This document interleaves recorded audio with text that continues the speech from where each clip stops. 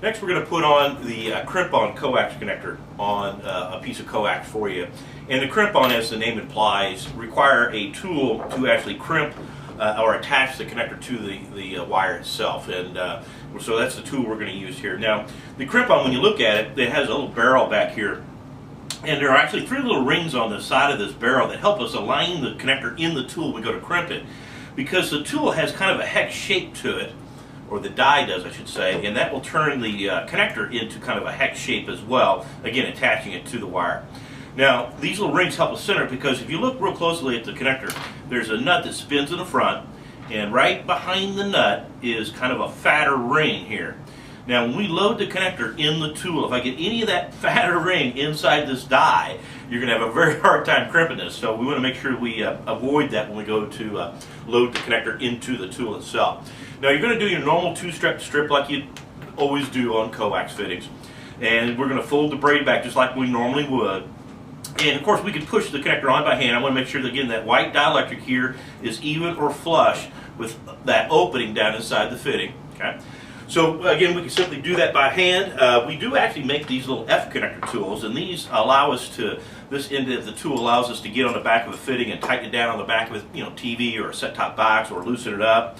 The other end of these tools allow us to take a connector and just thread the connector on the end of the tool like that. And then I'm going to use this to help me ensure that I can push this on. Now, this is kind of sometimes what I think for the sissies out there that can't push their connectors on by hand. But there you go. Now, when I remove the tool, I want to make sure that, again, the white part is even or flush that little opening inside of here, and you can see it's not. So I'm going to push this on until it is even or flush with that little opening. There we go. And again, as you can see, the white dielectric is even now with that little hole down inside there, and we're ready to crimp it. Now, when we go to crimp it, we're going to use the middle hole of this particular tool, this die here.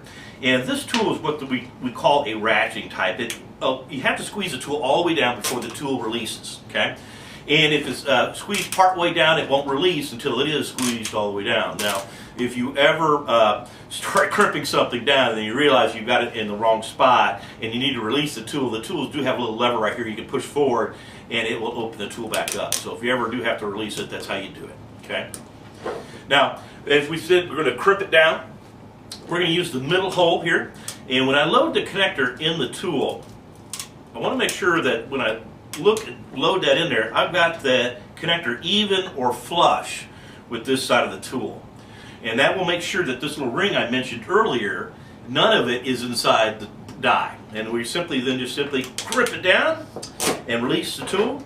And there you have a properly terminated crimp-on F connector.